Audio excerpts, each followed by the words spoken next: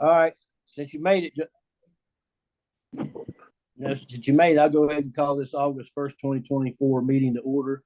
One of the reasons the emergency meeting is to appoint a temporary sheriff. And I want the public to know that one of the reasons we have to do this as emergency meeting is the sheriff signs every check that the commission authorizes. And if we don't do this ASAP, it would hold off on invoices and employees' paychecks for weeks. So I wanted to make that statement before we went into this meeting. And I guess I want to hear from the other commissioners. Well, from my view, I'm glad you said that, because I hear there was a lot of fuss on social media about why this was an emergency. We received the sheriff's notice yesterday morning, and as soon as we got the green light from him, we published notice for the meeting. And he had to time things specifically for his own reasons. So we had a very short turnaround time, even though people predicted this was coming and that sort of thing. It didn't actually materialize and wasn't real until we received his official resignation. So I think today, in addition to appointing a temporary sheriff, which we're allowed to do until we select a permanent, that we ought to accept applications, advertise and accept applications for those interested in filling the rest of Sheriff Ridley's term starting today, and close that application timeline on the 6th, so we can make a decision and appoint a permanent sheriff to fulfill the term on the 7th during our regular meeting.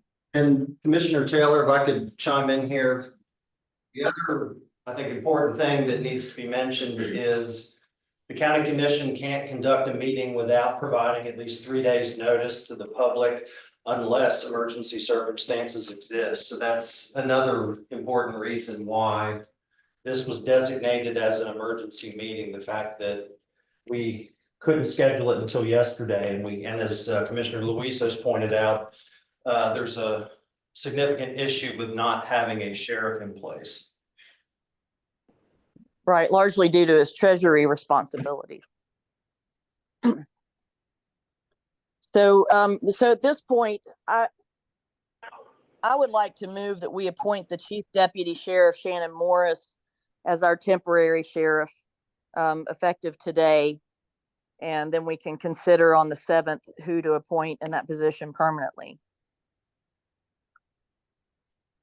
Second. I second. All in favor? Aye. Aye. And Can you hear me?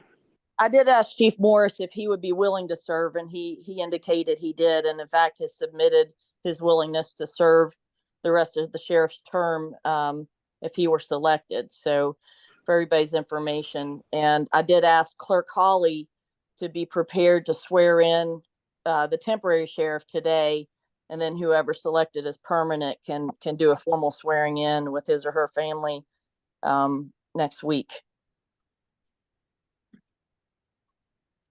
Anything else, commissioners? The sheriff, Mr. Fredley would like to speak, if that's okay. Of course it is. Good morning, commissioners. How y'all doing? Good morning. Pretty good. Hey, just want to tell you guys, thank you so much for the support, helping to get our deputies more pay. Because without you guys, you're the purse of the county, and the way you did your money, you was able to do that. I think you made a smart decision with Chief Deputy Morris. He's been with me. He's an awesome chief deputy. I think he'd be a great sheriff. And I hope even further down the road, the next couple of days as this goes, that he would be appointed sheriff to hold the rest of the term. And then, things can fall in place for McMullen to come in and take over January 1st. I hate that this happened, but again, I appreciate the opportunity to the citizens. Like I said in my press release, it's been a tough time. I talked to Ms. Taylor yesterday, and it's tough, and I appreciate it. I love my job, but I have to look out not only for the whole county, as I have for 27 years and 7 months. It's time to look out for my wife and my 2 beautiful children. So thank y'all, and thank to the citizens for letting me serve as your sheriff. Thank you. Thank you. Thank you. Motion to adjourn. Second.